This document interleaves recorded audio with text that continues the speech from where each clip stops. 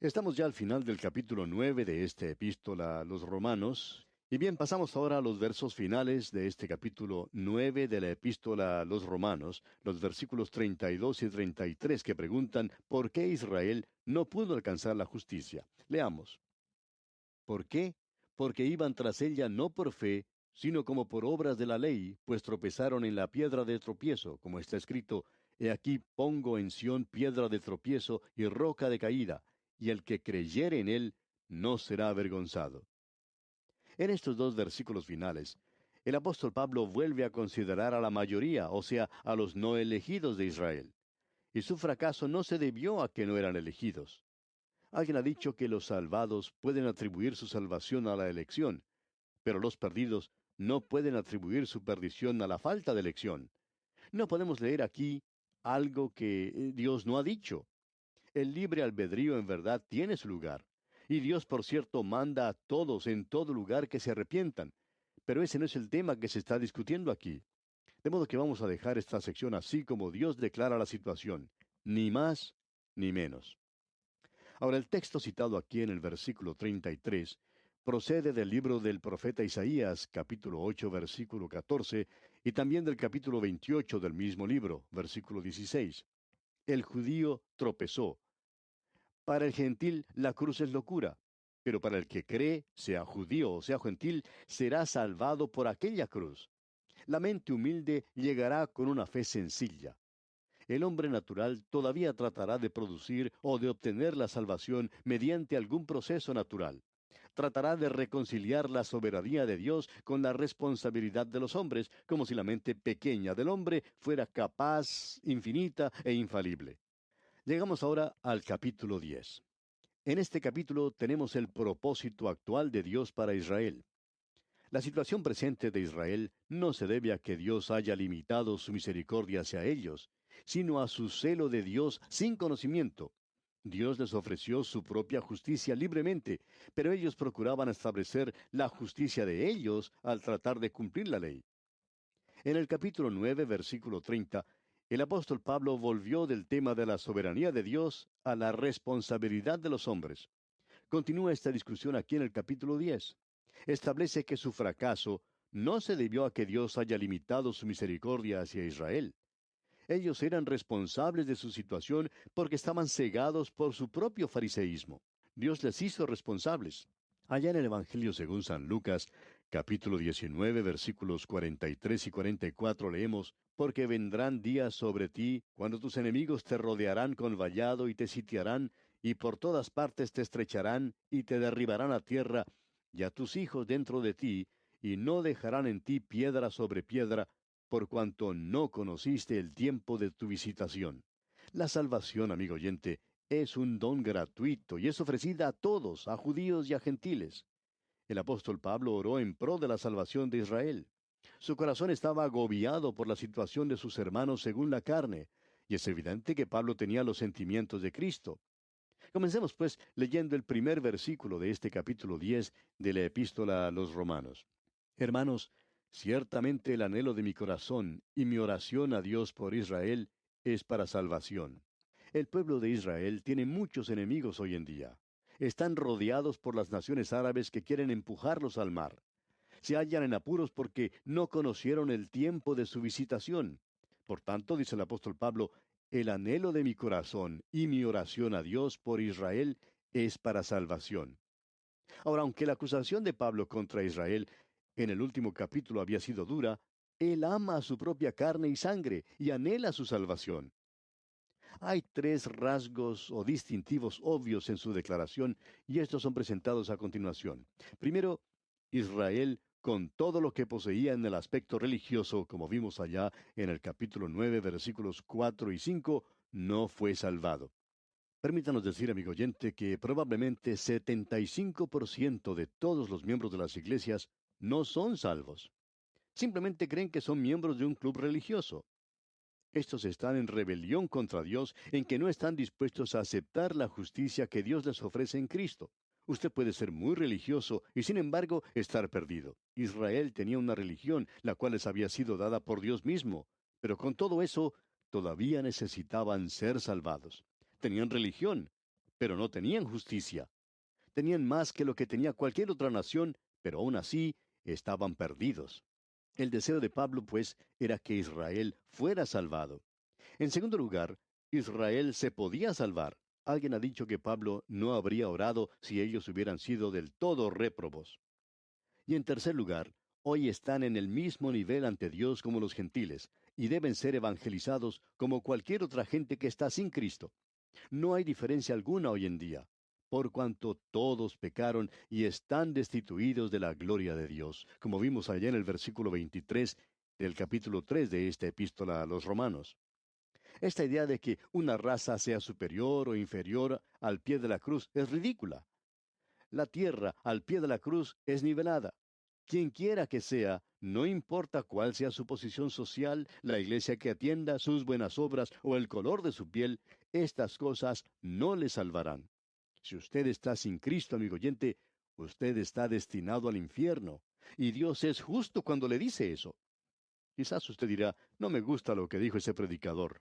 Bueno, en realidad se trata de lo que Dios dijo, amigo oyente. Dios habla con toda claridad y Él quiere que le comprenda bien. Cronológicamente, Pablo dijo que el Evangelio debía ir al judío primeramente y luego a los gentiles, como vimos allá en el capítulo 1 de esta epístola, versículo 16. Ahora hay quienes creen que hoy en día el Evangelio también debe ser predicado primeramente al judío. Nosotros no creemos eso, pero permítanos añadir que el judío no debe ser excluido tampoco. El judío está incluido en el plan y propósito de Dios y necesita el Evangelio. No estamos de acuerdo con aquel teólogo contemporáneo que, según la revista Time del 21 de abril de 1958, dijo, no traten de convertir a los judíos. Los judíos pueden encontrar a Dios con más facilidad en su propia fe que en el cristianismo. Ese teólogo mantiene ese punto de vista, según él dice, debido especialmente a la culpa que puedan sentir si llegan a ser cristianos. Pero la realidad, amigo oyente, es que cuando llegan a ser cristianos, su culpa es quitada. De modo que ellos deben tener el Evangelio. Toda persona debe tenerlo. Dios está preparado para mostrar misericordia hoy. Bien, continuemos ahora nuestro estudio de este capítulo 10 de la epístola a los Romanos y leamos el versículo 2. Porque yo les doy testimonio de que tienen celo de Dios, pero no conforme a ciencia. Conocemos algunas iglesias, amigo oyente, donde los miembros están tan ocupados como las hormigas. Todas las noches hay alguna actividad programada. Sin embargo, todo lo que tienen es solamente religión. No tienen a Cristo. Amigo oyente, ¿tiene usted a Cristo Jesús? ¿Ha aceptado usted la justicia que Dios le ofrece en Cristo Jesús? Usted no puede ser salvado de ninguna otra manera. Es necesario ser perfecto para poder ir al cielo, y usted no es perfecto, ni yo tampoco. Pero voy al cielo porque Jesús murió por mí. Él fue sepultado y resucitó de los muertos. Fue entregado por mis transgresiones y resucitó para mi justificación. Él es perfecto y Él es mi justicia. Y algún día iré al cielo porque Él tomó el lugar mío en la cruz, porque Él es mi perfección. Amigo oyente, ¿es Jesucristo su Salvador? Olvídese de su membresía en una iglesia por un momento. No queremos menospreciar su membresía, claro está, pero no vaya usted confiado en ella para la salvación. La iglesia ordinaria de hoy en día está tan muerta como cualquier animal prehistórico y fosilizado. Ahora Pablo sabía todo esto por experiencia, ya que él había sido un ex fariseo celoso en cuanto a su celo de Dios. Alguien ha traducido esto de esta manera. Yo sé algo en cuanto a eso, en cuanto a ese celo. No fue debido a la ignorancia de la ley, porque prácticamente hicieron de ella un ídolo. Lo que pasó fue que no percibieron que todo el Antiguo Testamento señalaba a Cristo. Tenían los hechos, pero no la interpretación ni la aplicación de los hechos. El comentarista Dr. Griffith Thomas habla sobre la falta de discernimiento del día presente y dice, ¿no es increíble cómo los hombres pueden leer la Biblia sin ver nunca la enseñanza esencial y su aplicación personal para ellos mismos? Casi no hay nada que sea más sorprendente ni que entristezca más que la presencia de un conocimiento intelectual de la palabra de Dios, pero que no alcanza a apreciar su sentido y poder espiritual. Este versículo 2, cuando dice que tienen celo de Dios, pero no conforme a ciencia, dice la verdad en cuanto a Israel. Y lo mismo es cierto en cuanto al miembro ordinario de una iglesia. Usted puede ver a algunos oficiales de algunas iglesias que llevan unas Biblias tan grandes bajo el brazo que parece que se inclinan cuando caminan por la calle. Y usted puede observarlos por 20 años o más, y nunca los ve crecer espiritualmente ni un centímetro. Simplemente no crecen. Israel era desconocedor de la justicia de Dios, según se describe allá en el capítulo 3 de esta epístola a los Romanos, versículo 21, donde vimos que se ha manifestado ahora, aparte de la ley, pero testificada por la ley y los profetas, justicia que es recibida por fe en Cristo. En contraste con esta, ellos procuraban establecer su propia justicia. Pasemos ahora al versículo 3 de este capítulo 10 de la epístola del apóstol Pablo a los Romanos. Porque ignorando la justicia de Dios y procurando establecer la suya propia, no se han sujetado a la justicia de Dios. Ahora, la palabra establecer aquí tiene el sentido de erigir un monumento no para la gloria de Dios, sino para la gloria de los hombres. Esta ceguera espiritual les hizo rechazar la justicia de Dios. La justicia de Dios y la justicia de los hombres presentan un contraste claro. Ambas se excluyen mutuamente. El doctor John Brown hace la siguiente declaración que ayuda a aclarar ese asunto. Dice él, el método divino de la justificación no requiere nada sino ser sometido a ella. No hay ninguna gran obra que hacer. Sus dos principios radicales son que el hombre es restaurado al divino favor no por sus propios esfuerzos y sufrimientos, sino por los esfuerzos y sufrimientos de otro, y que por medio de estos esfuerzos y sufrimientos del Salvador justificador, participa no por el hacer, sino por el creer. Pero mientras no requiere nada sino una sumisión, sí requiere una sumisión absoluta de todo su entendimiento y su corazón. Hasta aquí el comentario del doctor Brown. Pasemos ahora al versículo 4 de este capítulo 10 de la epístola a los Romanos. Porque el fin de la ley es Cristo, para justicia a todo aquel que cree. En la Biblia de Jerusalén este versículo se lee, porque el fin de la ley es Cristo, para justificación de todo creyente. El Señor Jesucristo es el fin, y Él mismo dejó esto bien en claro. Vino, según sus propias palabras, para proveer una nueva vestidura de justicia, y no para remendar la vieja vestidura legal y raída de la ley. Allá en el Evangelio según San Mateo capítulo 9, versículo 16, el Señor Jesucristo dijo, Nadie pone remiendo de paño nuevo en vestido viejo, porque tal remiendo tira del vestido y se hace peor la rotura. Ahora consideremos este asunto bajo los tres aspectos siguientes. Primero, la ley fue dada para llevarnos a Cristo. El apóstol Pablo dice allá en su epístola a los Gálatas capítulo 3 versículo 24, de manera que la ley ha sido nuestro ayo para llevarnos a Cristo, a fin de que fuésemos justificados por la fe. En segundo lugar, la ley llegó a su cumplimiento y a su fin en Cristo. Y en su carta a los Efesios capítulo 2 versículo 15 dice Pablo, aboliendo en su carne las enemistades, la ley de los mandamientos expresados en ordenanzas, para crear en sí mismo de los dos un solo y nuevo hombre, haciendo la paz. Y en su carta a los Colosenses capítulo 2 versículo 14 expresa, anulando el acta de los decretos que había contra nosotros, que nos era contraria, quitándola de en medio y clavándola en la cruz. Y en tercer lugar, la ley llegó a su fin en Cristo. Una vez más, en su carta a los Gálatas capítulo 5, versículo 4 dice el apóstol Pablo, de Cristo os desligasteis, los que por la ley os justificáis, de la gracia habéis caído. Ahora esto no fue solamente el punto ciego en el ojo de la nación de Israel, sino que también es el punto de ignorancia espiritual entre multitudes de miembros de iglesias. El comentarista bíblico Newell dice, la ley no es en manera alguna más una regla de vida que lo que es como un medio de justicia. La última parte de este versículo 4 dice, a todo aquel que cree. Y esta expresión sugiere que la salvación es gratuita y también universal. Primero, a todo aquel. Es la universalidad. Y en segundo lugar, que cree. Es gratuita, pero tiene que ser recibida.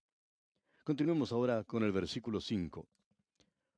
Porque de la justicia que es por la ley, Moisés escribe así, el hombre que haga estas cosas vivirá por ellas. Pablo cita aquí del Antiguo Testamento para demostrar que la justicia de la ley y la justicia de la fe están en contraste y que se excluyen mutuamente. La cita es del libro de Levítico, capítulo 18, versículo 5, en la versión griega de los 70. Es un hecho que el hombre puede obtener cierta justicia en la ley, pero es claro que sería su propia justicia y no la justicia de Dios. La verdad es que el hombre es incapaz de obtener la justicia de Dios mediante la ley. Allá en su carta a los Gálatas, capítulo 3, versículo 2, dice el apóstol Pablo: Esto solo quiero saber de vosotros. ¿Recibisteis el Espíritu por las obras de la ley o por el oír con fe? La ley ejerció un ministerio de condenación y de muerte. Leamos ahora los versículos 6 al 10 de este capítulo 10 de la epístola a los Romanos. Pero la justicia que es por la fe dice así: No digas en tu corazón, ¿quién subirá al cielo? Esto es para traer abajo a Cristo. ¿O quién descenderá al abismo? Esto es para hacer subir a Cristo de entre los muertos. Mas, ¿qué dice? Cerca de ti está la palabra, en tu boca y en tu corazón. Esta es la palabra de fe que predicamos: que si confesares con tu boca que Jesús es el Señor, y creyeres en tu corazón que Dios le levantó de los muertos, serás salvo. Porque con el corazón se cree para justicia, pero con la boca se confiesa para salvación. El texto citado en esta sección procede del libro de Deuteronomio capítulo 30, versículos 11 al 14, y dice así: Porque este mandamiento que yo te ordeno hoy no es demasiado difícil para ti ni está lejos. No está en el cielo para que digas: ¿quién subirá por nosotros al cielo y nos lo traerá y nos lo hará oír para que lo cumplamos? Ni está al otro lado del mar para que digas: ¿quién pasará por nosotros el mar para que nos lo traiga y nos lo haga oír a fin de que lo cumplamos? Porque muy cerca de ti está la palabra, en tu boca y en tu corazón, para que la cumplas. Ahora el apóstol Pablo no dice que Moisés dijo esto, sino más bien que es la justicia por la fe la que habla. Pablo no hace aquí ninguna sustitución de fe por ley. El pasaje en Deuteronomio es profético y habla del día cuando Israel volverá a Dios con todo su corazón y su alma. Anticipa el nuevo pacto que Dios hará con Israel. El profeta Jeremías en el capítulo 31 de su profecía, versículos 31 al 33 dice: He aquí que vienen días, dice Jehová, en los cuales haré nuevo pacto con la casa de Israel y con la casa de Judá, no como el pacto que hice con sus padres el día que tomé su mano para sacarlos de la tierra de Egipto, porque ellos invalidaron mi pacto, aunque fui yo un marido para ellos, dice Jehová. Pero este es el pacto que haré con la casa de Israel después de aquellos días, dice Jehová. Daré mi ley en su mente, y la escribiré en su corazón, y yo seré a ellos por Dios, y ellos me serán por pueblo. Cristo es quien instituirá este nuevo pacto que todavía está en el futuro.